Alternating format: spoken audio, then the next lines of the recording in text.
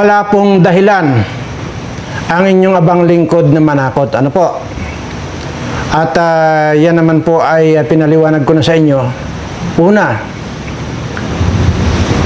ano po yung nasisilip ninyo na pananakot ko at ano magiging purpose nun kung halimbawa nanakot ako?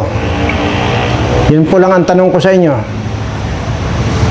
Kung sana nagbalita ako ng ganon na wala akong ipinanood sa inyo, wala akong ipinakita sa inyo, sasabihin nyo gawa-gawa ko lang at nananakot nga ako. At kung pananakot man yon, di sana sinabi ko, huwag kayong mag-alala, tuturuan ko kayo ng para matanggal yung lead or lason sa dugo ninyo na bunga ng vaccine na yan, magbabayad kayo sa akin. Mayroon po ba sinabi ako doon? Kung mayroon man po ako sinabing magbabayad lang po kayo nang ang kapalit lang ay yung subscribe ninyo. Hindi ko po sinabing magbabayad kayo ng pira sa akin. Kahit kailan wala po kayong makikitang video ko na ilang libo na po yung video ko dyan. Balikan ninyo. Kung meron po kayong makikita dyan na humingi ako or nagpasaring man lang kahit sintabos, babayaran ko kayo 10 milyon. Seryoso po ako dito. Yun po sana.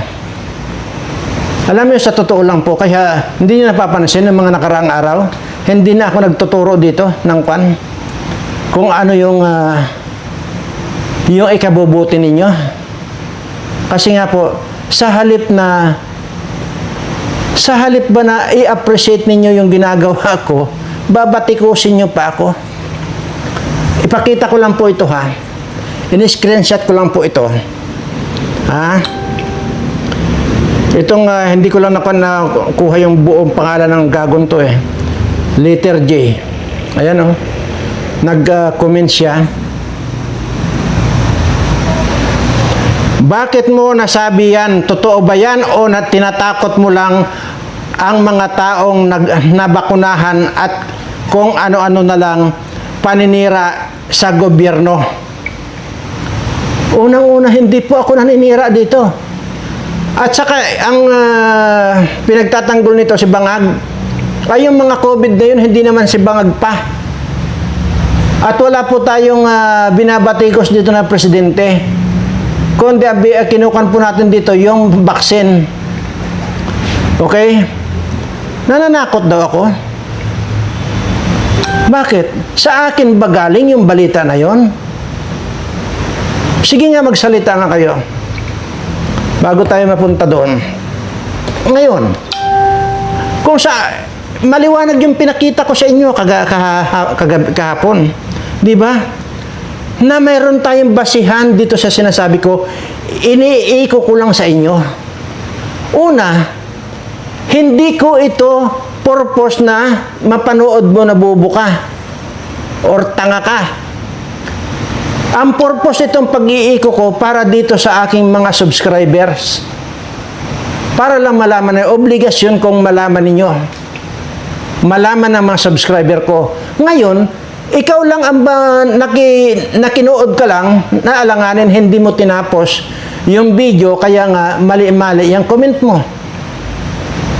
Kung sana wala akong ipinakita ito ha, kung sana wala akong ipinarinig sa inyong ganito, sabihin nyo gawa-gawa ko ito at nananakot lang. Ito, maliwanag ha, oh.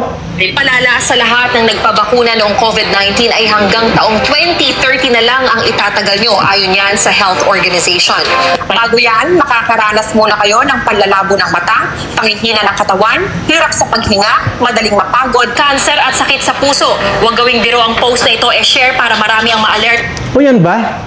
Galing ba sa akin yan? Iniiko ko lang po itong balitang ito para dito sa mga subscriber ko, para lang malaman nila. Para lang pati makapagpaalam na sila sa kanilang mga mahal sa buhay, mayakap na nila yung kanilang mga mahal sa buhay. Ngayon, kung halimbawa man, kung napanood mo lang sana, hindi ka magko-comment na ganito. Ganito lang yun eh. Itong balitang ito na iniko ko dyan, totoo man yan o hindi, ha? Totoo man o hindi, fake man yan o hindi, pasalamatan pa rin natin. Alam niyo kung bakit? Kasi papaano kung totoo? Lagi na lang natin iniisip lagi puro fake. Ay kung fake, di, pabor sa inyo, di ba? Kung fake news yan, pabor sa inyo. Pero kung papaano kung naging totoo? Oh. Papaano ngayon kung yun ang isip ko na fake news yan? Papaano? Ako mismo, papaano kung ganun ang paninindigan ko sa utak mo? Na wala kang utak. Di hindi ko na maturuan itong mga subscriber ko, samantalang mayroon pa naman akong paraan na magagawa. Ganun sana. Di ba? Kayo nga mag-isip. Uulitin ko lang. Totoo man o hindi ito, pasasalamatan natin. Dahil ang inyong ipagpasalamat pa diyan, sineryoso ko. Kasi kung hindi ko sineryoso to, binaliwala ko fake news yan, sabihin ko fake news yan, hindi ko sineryoso, hindi ko kayo matuturuan na samantalang mayroon pa namang paraan na magagawa tayo. Di ba? Hindi nga po ako ganun mag-isip. Fake man yan o hindi. Kayo na po yan ang mag-determine. Ganun lang yun. Tapos sasabihin dito na bakit mo nasabi yan? Totoo ba yan o tinatakot mo lang mga taong nabakunahan at kung ano-ano na lang paninira mo sa gobyerno? Ha? Anong pananakot ko doon? Kaya sinasabi ko nga, totoo man yan o hindi, ay di wala. Kung fake yan, ay di, mas maganda. Ay paano nga kung totoo yan? Okay. Anyway, hirap magpaliwanag, no? Ang hirap paliwanagan itong mga bobo at mga tanga. Sa totoo lang. Pangalawa, hindi naman kayo, lalo na itong bobo na ito, nakikinood ka lang na hindi mo pa kinumplito para sana nalaman mo na mayroon akong pinakita na hindi pala galing sa akin kundi sa ibang nga nanggaling yan. Di ba? At least na-realize mo na hindi ko pwedeng sabihin na fake news itong kay Berana kasi mayroon siyang ipinakita. Oh. Di ba? Maliwanag naman ito. Maliwanag ito, hindi galing sa akin. Palala sa lahat ng nagpabakuna noong COVID-19 ay hanggang taong 2030 na lang ang itatagal nyo ayon yan sa health organization. Oh, yan ba galing ba sa akin? Iniko ko lang yan. Anyway, sige. Pinaliwanag ko lang po. Kung sana nga sabi ko, kung sinabi ko na nagbalita ako na wala akong pinakita, tapos sasabihin ko, huwag kayong mag-alala dyan, may gamot dyan. At basta magbayad kayo isang 100,000 babayaran sa akin, hindi kayo mamamatay sa 2030. Meron ba akong sinabing ganon? Lahat po ng ginagawa ko rito, never po kayong makakakita na nisintabos dyan, nagpasaring ako. O di kaya, sinabi ko sa inyo, mag-Gcash kayo dito sa akin. Wala po ako sinasabing ganon. Kahit kalkalin nyo lahat yung buong video ko. Lahat yan. Kalkalin ninyo. Sabi ko nga, kung nagpasaring ako, or nagsabi man lang ako na mag-Gcash kayo, o di kaya, kahit na konting pasaring lang, tungkol sa pira na ipadala nyo sa akin, ipakita nyo sa akin, babayaran ko kayo 10 milyon. Ito ang hindi nalalaman nitong bugok na itong nag-comment na ito. Bobo kasi. Hindi sa pagmamalaki, kaya kitang bayaran. Kahit buong pamilya mo, kaya kong bayaran ang buhay mo.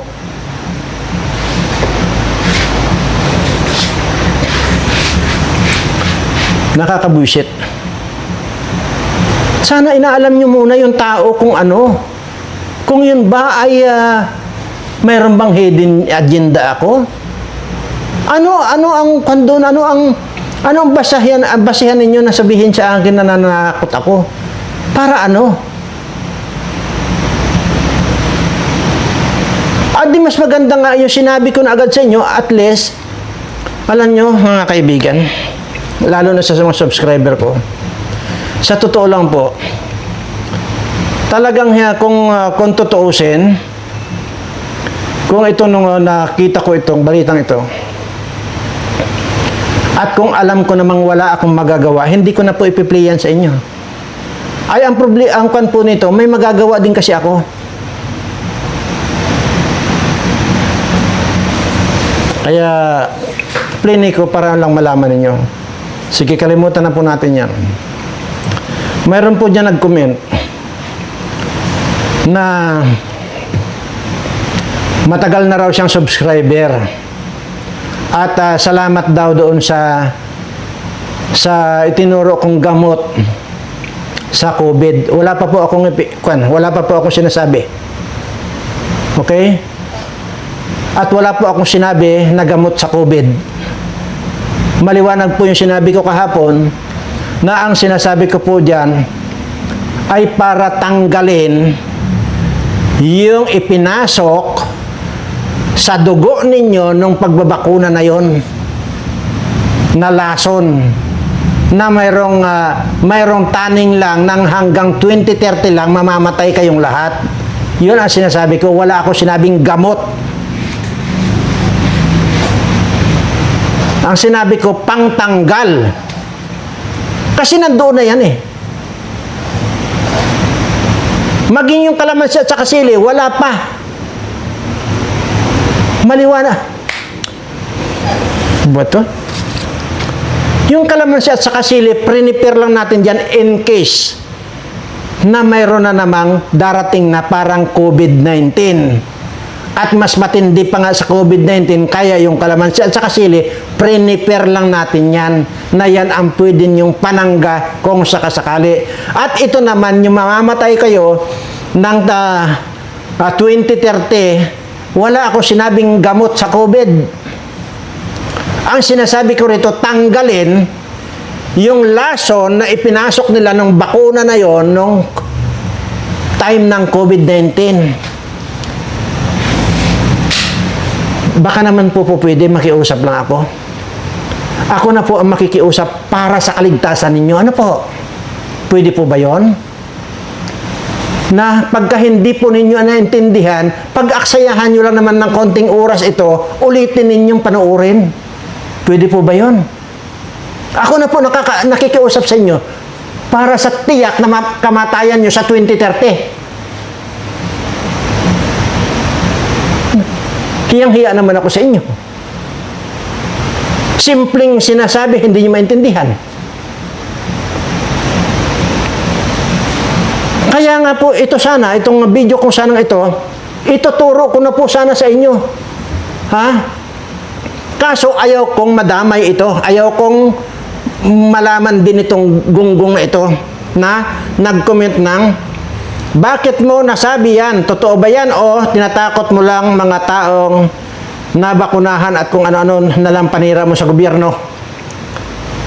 Pag itinuro ko rito, yung tungkol sa nabakunahan na mamamatay sa 2030, di ba makikinabang lang itong gunggong na ito. Gusto ko mamatay din to, hayop dito. Kasama nitong mga magnanakaw na mga congressman, mga senador na ito. Ito naman, gusto ko mamatay na rin ito dahil sa kabubuhan nito, tanga na ito. Anong pananakot doon? Kaya plano ko sana eh. Kaso itong kuna ito eh. Kaya yun po ang pinag-iisipan ko kung paano ako masabi sa mga subscriber ko yung talagang yung pangtanggal doon sa nakabaon na dyan sa katawan ninyo na isinama sa baksin na yan.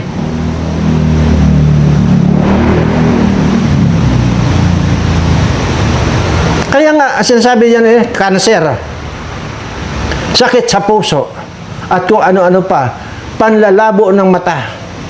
At meron na nga rin pong nagsabi diyan na unti-unti na raw nanlalabo ang mata. Meron po nag-comment diyan. Oh. Ano po ang giging cause niyan? Yung napakataas po na isinama nila sa bakuna na yon na lead content, talagang lason yan. At talagang pwede nilang matansya kung ilang amount ng lead content ang ipapasok sa katawan mo para lahat yan mararanasan mo yung mga sakit na yan hanggang sa mamatay ka. Kaya nakatakda yan sa 2030 mamamatay. Yung mga nakapagpabakuna. Di ba sinabi ko naman sa inyo, sa mga subscriber ko, easy lang kayo. Huwag kayong magpapanik. Nandito ako. Para ano? Yung lagi kong sinasabi sa inyo, nandito ako para mahalin ko kayo. Hindi ba't araw-araw yung naririnig sa akin? Sa lahat ng mga subscriber ko, mahal na mahal ko kayong lahat. Di ba? Kaya huwag kayong magpapanik dahil ituturo ko sa inyo. Ako yung taong marunong manindigan sa sinasabi ko.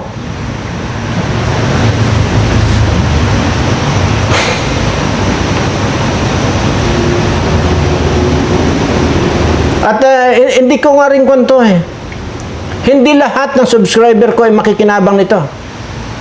Dahil noong iba dyan, yung mga subscriber ko nung iba dyan,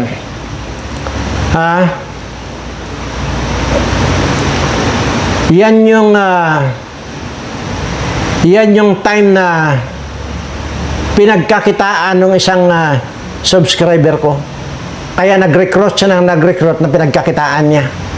Kaya, kung mayroon na tayong bilang na 131,000, hindi po lahat yun. Una, nakikita ko na po rito sa nakikita ko po rito sa everyday na sa araw-araw kong pag-upload. Kung sino lang yung mga active. Yung in-upload ko kahapon, 2008 pa lang. So, ibig sabihin, ay 131 na ang subscriber natin. Ngayon, ang nag-views, kung saan yun napaka-importante, ang nag-views 2,800 lang. Kasama pa itong bugok na ito na hindi naman subscriber to. So, ibig sabihin, kaya pinag-iisipan ko pong mabuti, kasi, hindi ko alam kung paano kong ituro sa inyo mga subscriber ko, Anyway.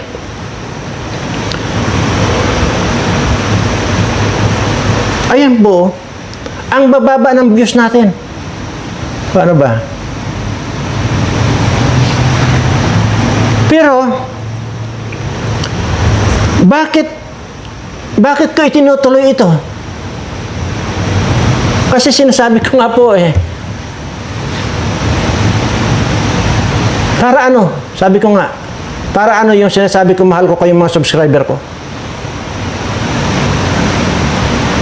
Paano nyo na rin sana yung nag-comment nga dyan na salamat daw doon sa itinuro kong gamot sa COVID-19. Wala namang COVID-19 ngayon. Mariusip. Hiyang-hiya talaga ako sa inyo. Alam nyo? Kasi kaligtasan nyo na lang, pagdadamutan nyo pa. Well,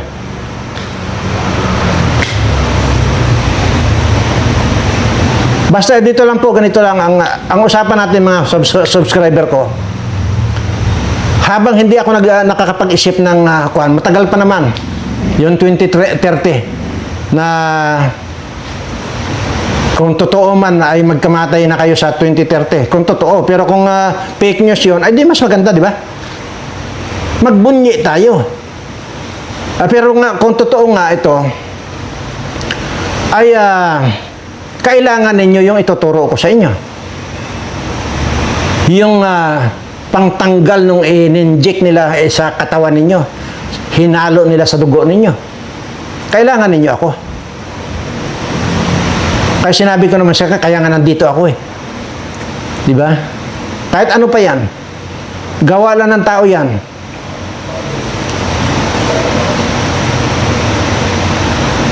Lahat ng gawa ng tao, pwedeng makontra ng gawa din ng tao. Ganun lang yun. Diyan ba sa kwan? Ano ba ang gamot sa kwan? Sa kamandag ng ahas. Ano ba ang gamot sa kamandag ng ahas? Di kamandag din ng ahas ang gamot. Kita nyo? O, dito sa tanga na ito. Oy, tanga. Ito, may bago ka natutunan, ha? Walang ibang gamot sa kamandag ng ahas, kundi kamandag din ng ahas. Tanga. Ngayon, may natutunan ka. Yun ang sinasabi ko po rito sa inyo. Gaano man sila katatalino, gumawa man sila ng kahit na anong klaseng virus. Hindi ba't ano yung tinuro ko sa inyo? Ang katapat lang yung kalamansi at saka sili. Yung COVID-19, ginawa ng China yan. Anong katapat niyan? Usbong lang ng sampalok. Ganun lang kasi simple. Ay, ito ngayon, yung in-injection nila sa inyo, na lead na kwan, lahat ng sakit ay makukuha niyo hanggang sa mamatay na kayo sa 2030. Gawa nga ng tao yan. Ba't sila lang ba may utak? Ay ako nga, kaya kong gumawa ng virus eh. Kaya yun yung sinasabi ko, hindi nyo lang kasi napapanood. Ugaliin nyo manood yung mga video ko. Ha? Ang sinasabi ko dyan, kung hindi lang madadama itong mga walang muang-muong ng mga kababayan natin, nagsaboy na sana ako dyan ng virus sa Manila. Ang problema po ay walang pinipili yung isasaboy natin. Sana kung ang pipiliin lang nito, pag nagsaboy ako, pupunta lang doon sa mga magnanakaw na ito, okay yun. Ay ang kaso walang pipiliin yun. Lahat ng makakalanghap ng patay. Ayaw nyo kasi. Anyway, kung gusto nyo i-search, ikuan ako, kalkalin pa yung alam ko. Balikan ninyo yung mga video ko. At malalaman niyo kung sino ako. Anyway, hindi na po tayo magtatagal dahil sa totoo lang na buwisit ako eh. At doon po sa mga subscriber ko, huwag po muna kayo magpapanik, matagal pa. Marami pa tayong pagkakataon na ituro ko. Pinag-iisipan ko kung paano ko ituro sa inyo na hindi malalaman itong mga bubo na ito, ng mga nagko-comment na ito. At ganun pa man, umpisahan nyo na rin natulungan yung mga bobo rin ng mga kapitbahay ninyo, kaibigan ninyo na mahal nyo sa buhay. Turuan nyo mag-subscribe dito dahil ang tuturuan ko lang, yung mga subscriber ko lang. At saka yung mga malasadong subscriber ko, hindi ko na rin tuturuan. Kaya depende. Kaya ugaliin nyo, panoorin ito ng buo lagi ang mga i-upload kong video para nalalaman ninyo yung announcement ko at pagtuturo ko. At doon sa mga hindi pa naka-subscribe dito, sinabi ko na kahapon, mapapasama lang kayo doon sa tuturuan ko kung ano yung pangtanggal ng laso na i-inject nila sa inyo. Kailangan maging subscriber muna kita. Dahil gusto kong panan tayo. Sabi ko nga maniningil lang ako eh. Pero hindi pira ang sisingilin ko sa inyo. Ganun lang yun. Bahala na kayo mag-isip ko ng ibig ko sabihin.